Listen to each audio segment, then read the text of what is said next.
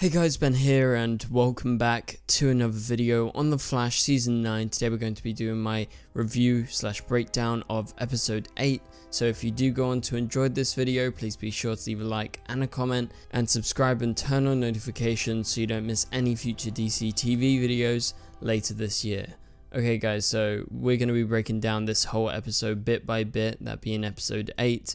I apologize that this video wasn't uploaded at the normal time I upload, but we're finally getting to it now, so let's get into this. So the episode overall was very kind of light-hearted. I would describe it as a bit campy in terms of just the way that things kind of progress, the story beats and everything like that. So it was an interesting episode. It was definitely an interlude episode, and it doesn't have much consequences. It's definitely a bottle type episode.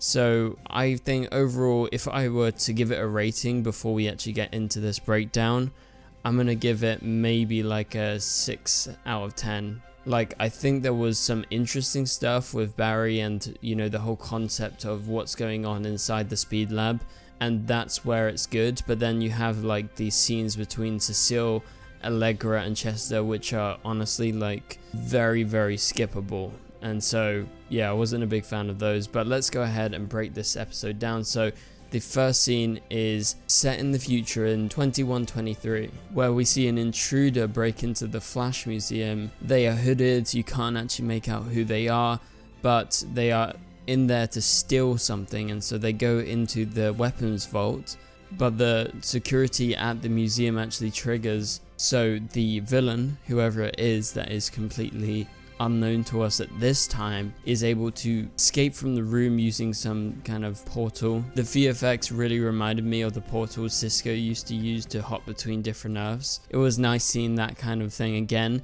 but you know, this person has time travel hopping technology, so you wonder, who is this person, what is going on? And it was a very mysterious way to open the episode. The next scene that precedes this is with Barry and Iris as they're in their flat, and they talk about Nora and the fact that Barry's already getting ready for Nora from the future, but she's in reality only going to be a baby. He's stocking up on her favorite ice cream and everything.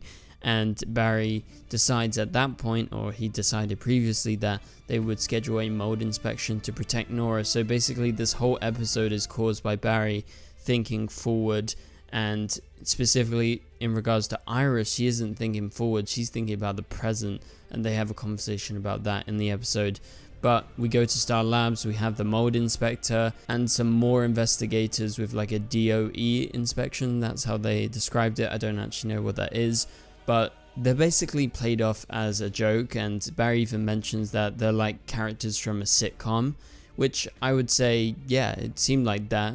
At times they were a little cringy, and I thought overall they kind of worked for what they were supposed to be, but at times they were definitely over the top, like I said. But as they inspect everywhere and Barry and Iris have like a little chat, they go into the speed lab together, and they see all the inspectors. They're just doing their stuff, they're kind of just waiting for them, and there is a few things that is off with the electrical inspector, because that person is asking like very silly questions that you would think they know, so that kind of raises some red flags.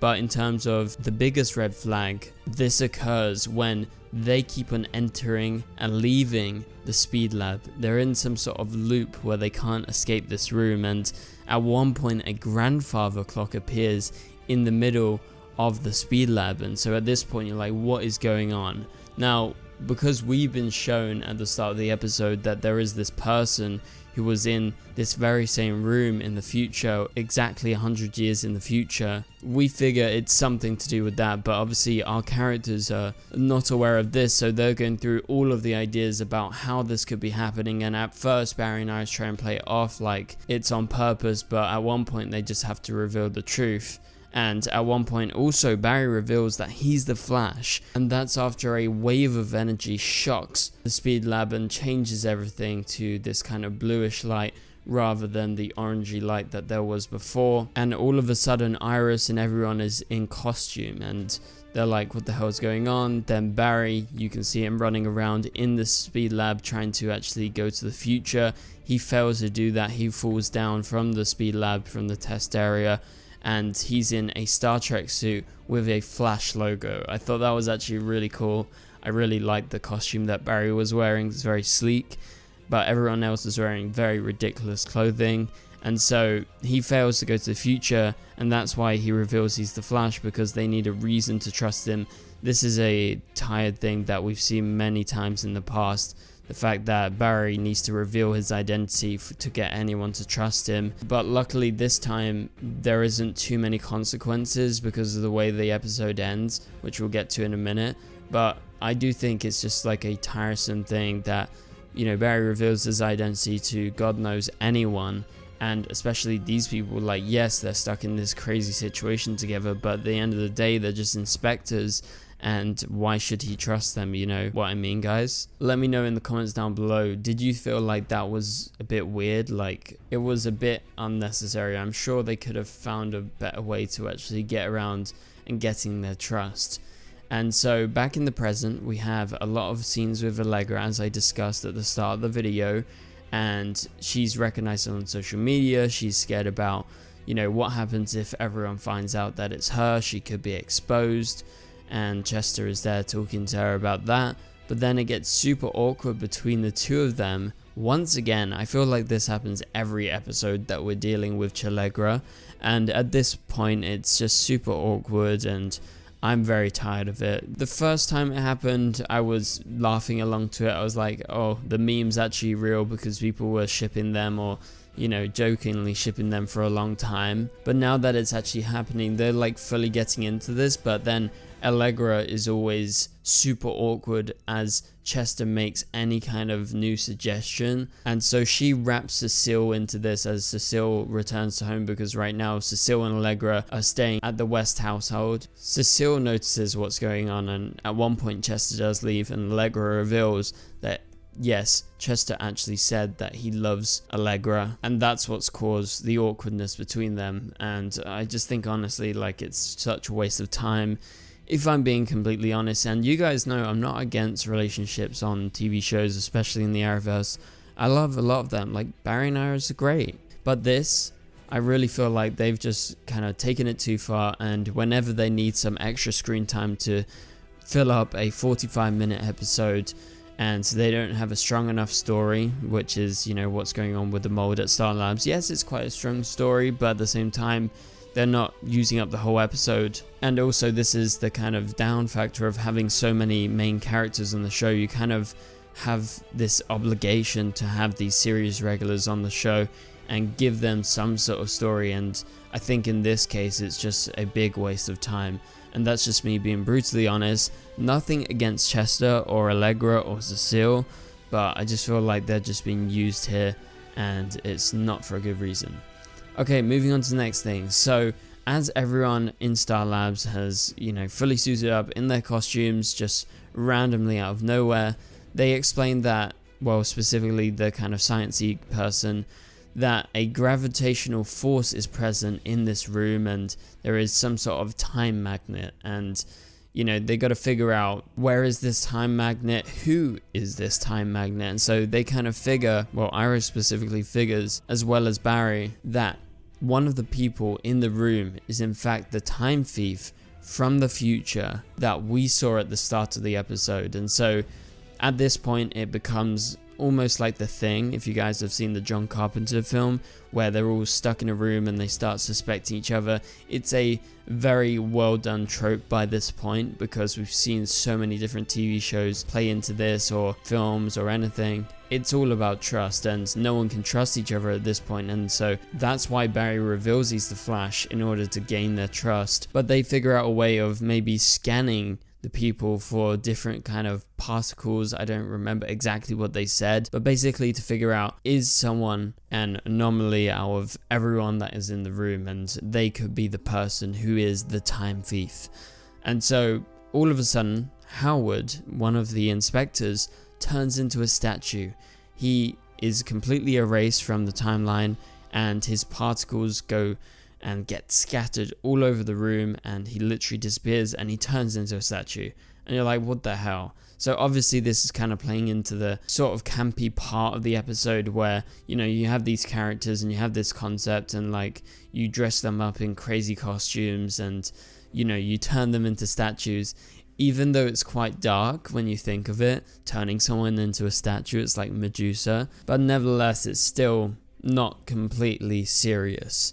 And so Barry should know better about running to the future. This is something that Barry says just after this, and also Iris admits that she's maybe in denial of how different things are becoming, and obviously you're seeing a lot of this with her pregnancy because the Flash is playing into that stereotype of pregnant women basically wanting to eat everything. And so, you know, that's just one example that they keep on hammering in these last few episodes. But Barry and Iris figures out who the time thief really is out of all the people there, and Barry gets this idea as Iris reveals that she's been getting mixed up quite a lot, and Barry's like, Iris, you're not the only one that's been getting things mixed up. And you get some flashbacks and they ask the electrical inspector about something that she should know, but it's revealed that she in fact doesn't know. She is the intruder. And so it's this quite cool reveal scene. You get to see her, Lady Kronos, in her full outfit, and I think her getup is actually really cool. I like the kind of painted face mask getup and the staff that she wields. And so she totally just zaps those other people that were in the room and they supposedly die.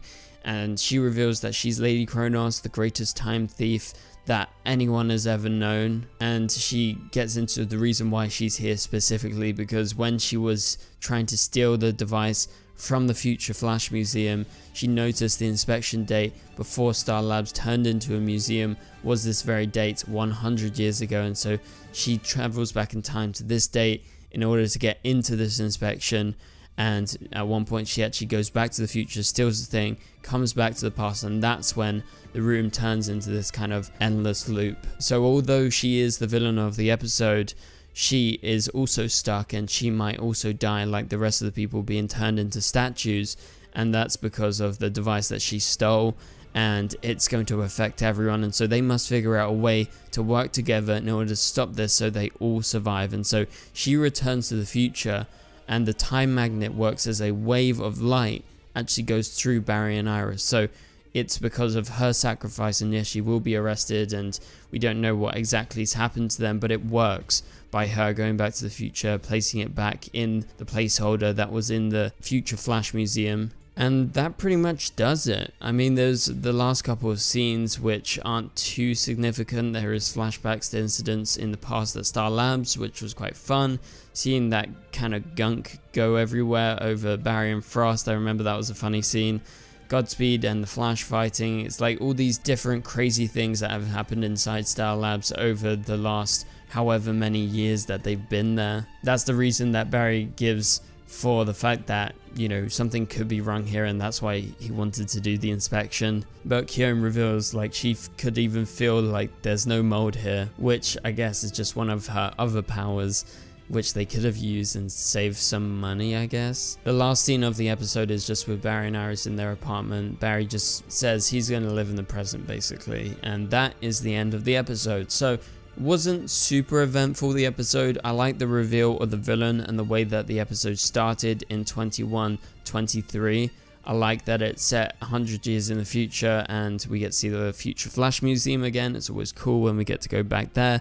And I liked Lady Kronos. I thought she was cool at the end of the episode. But again, no Flash suit. I know a lot of people are going to be annoyed about that.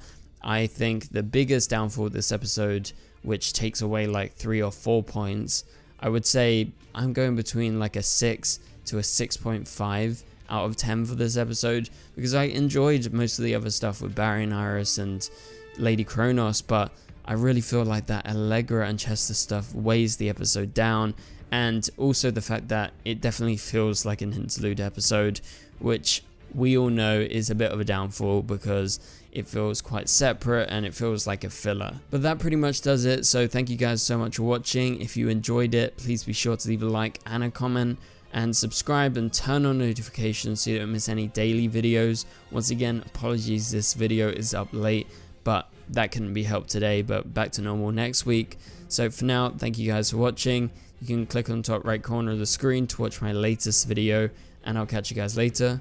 Goodbye.